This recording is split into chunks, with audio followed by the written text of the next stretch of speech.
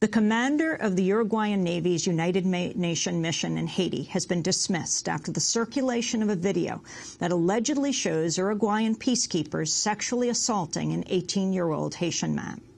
Haitian President Michel Martelly yesterday condemned the alleged abuse and said the victim had been subjected to, quote, collective rape. The attack occurred in July, but graphic cell phone video of the alleged attack only surfaced in recent days. The video appears to show 4 UN troops in camouflage attacking the young man named Johnny Jean.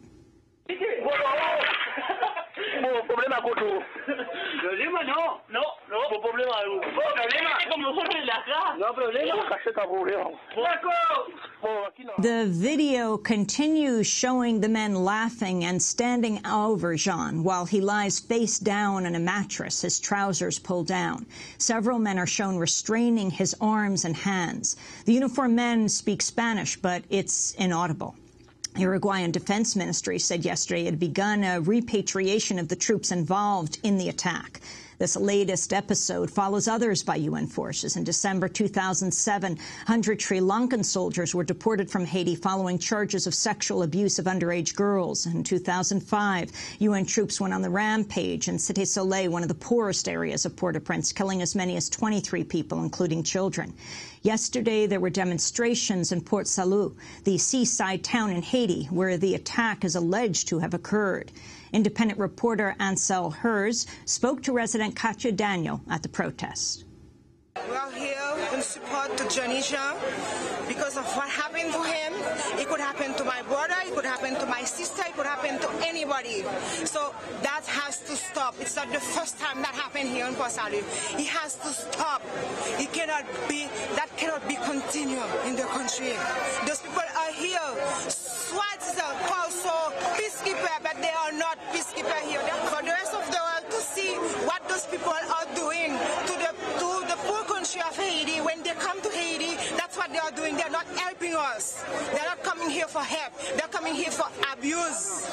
We don't want him here. We don't want him here. They have to leave. They have to leave, and we need justice for Johnny Jean and the others. Katya Daniel was speaking with Ansel Herz. He's an independent journalist who's lived in Haiti for 2 years. He's joining us now from Port Salut in Haiti. He broke the story of the cell phone videotape. Ansel, welcome to Democracy Now! Explain what has unfolded, how you got this videotape, and what has happened since.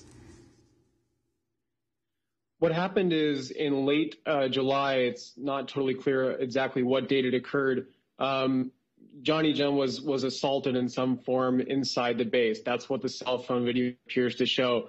And what I've understood is that one of the soldiers who was present in that room was, making a video of this on his cell phone.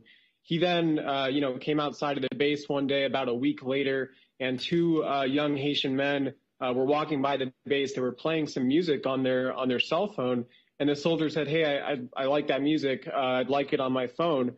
And so he came over and he gave the 2 Haitian men his phone.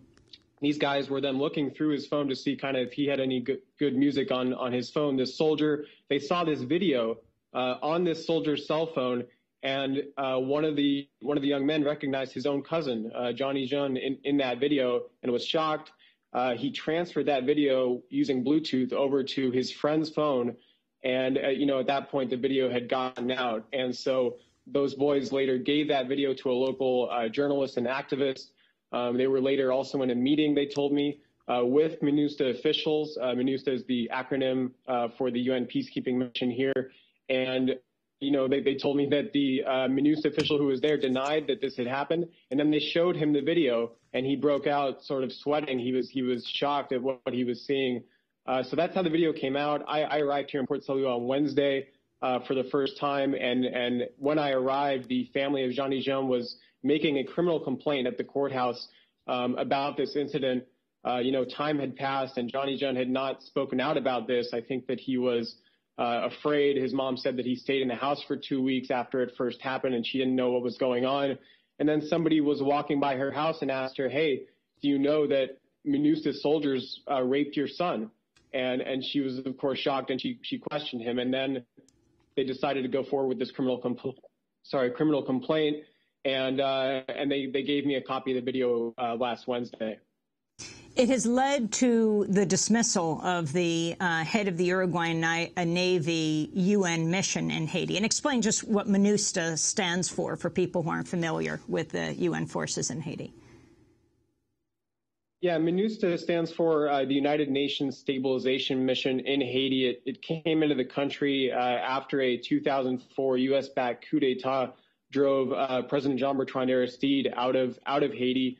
MINUSTA was kind of used in tandem with a police force under the interim government that followed to, I think, repress demonstrations by Lavalas supporters, Famille Lavalas, the party of Aristide.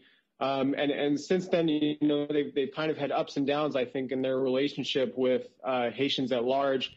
And over the past year, it's been heading in a downward direction, the sort of this state of tension between the population and the peacekeepers, especially in light of how these peacekeepers brought cholera to Haiti. That's been documented now by several scientific studies. Nepali peacekeepers in central Haiti somehow brought the disease with them, which is endemic in Nepal, and introduced it through sort of negligent waste disposal into the water system in central Haiti in last October. Cholera has since killed over 6,000 Haitians. It's still an epidemic in the country. There were riots last October, against the UN for that. And now we have this latest incident showing what appears to be a sexual assault or an assault of a young man, and he's being pinned down. And that video is now circulating widely in Haiti. So right now, the protests that have taken place through the weekend, Ansel, you were there covering them. You spoke to, among others, Katya. What are people demanding right now? There's a range of demands. Some people want MINUSTA, the entire force in the country, it's now about 12,000 soldiers, to simply leave.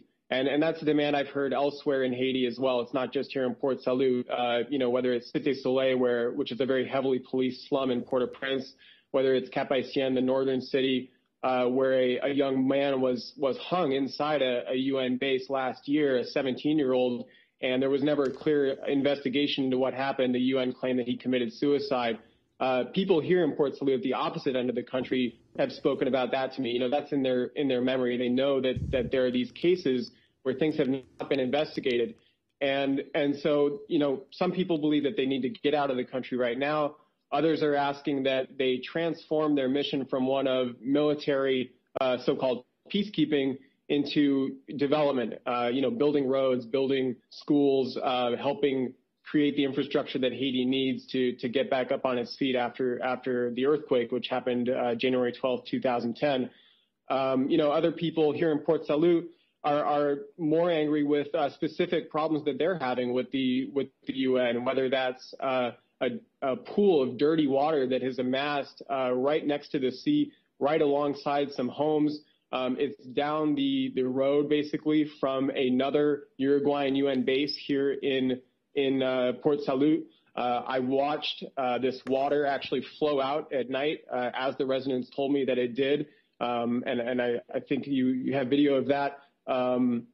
There's dirty water. It smells terrible, and it comes out of the base. You can see the canal or the pipes that connect the base that come down to this beach area, and then it just pools up in this foul-looking pool. And so the residents there say that this pool attracts mosquitoes. It's subjecting him to the risk of malaria contraction. One man showed me his young girl who seemed to have lots of mosquito bites on her arm.